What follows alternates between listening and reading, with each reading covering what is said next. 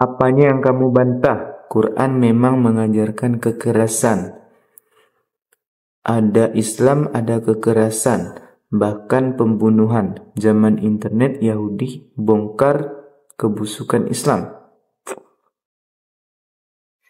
Nah, jadi kita akan mencoba menjawab klaim dari teman kita tersebut. Jadi katanya Islam itu ajaran kekerasan. Lalu bagaimana bisa lebih dari 1,7 miliar manusia hari ini justru menemukan kedamaian dalam Islam? Ada yang aneh kan? Ya, anehnya dari tuduhan ini. Ya, coba mari kita bongkar sama-sama. Pertama, kita harus bedakan antara ajaran dan penyimpangan.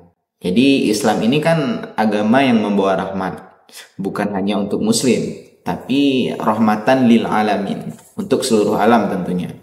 Nah, kalau ada orang Islam melakukan kekerasan, jangan buru-buru bilang itu ajaran Islam. Nah, nggak seperti itu teman-teman. Jadi logikanya itu sama seperti kalau ada oknum polisi yang korup misalkan. Bukan berarti semua polisi seperti itu, ya.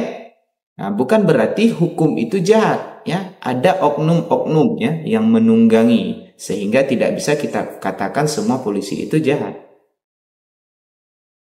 Terus Al-Quran juga memang ada berbicara tentang persoalan perang. Karena saat itu umat Islam diserang, diusir dari kampungnya. Bahkan hampir dibantai habis.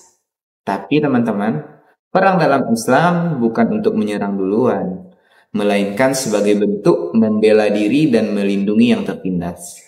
Contohnya teman-teman, dalam Quran surat Al-Hajj ayat 39 juga dijelaskan bahwasanya diizinkan berperang bagi orang-orang yang diperangi.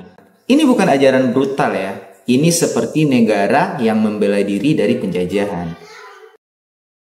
Islam juga mengajarkan salam.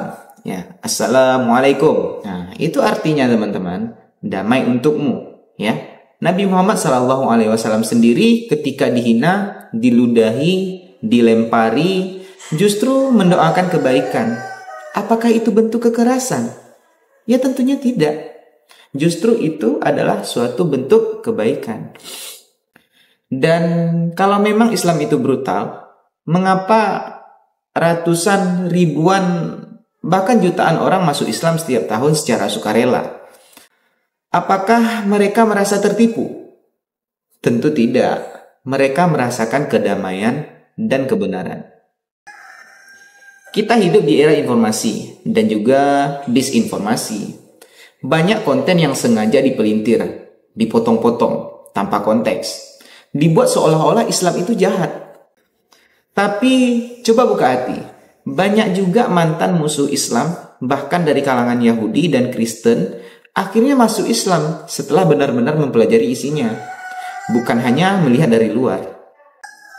Jadi ya, kita semua sepakat kekerasan itu salah, tapi jangan salahkan agama karena ulah segelintir orang, atau biasa yang kita sebut dengan oknum. Jangan nilai buku hanya dari sampulnya, apalagi dari fitnah di internet. Mari kita bedakan antara ajaran murni dan penyimpangan oknum. Dan cara kita menilai Islam tentu saja bukan dari orang Islamnya, tapi dari ajarannya. Karena gak semua orang Islam itu mengamalkan ajaran Islam itu sendiri.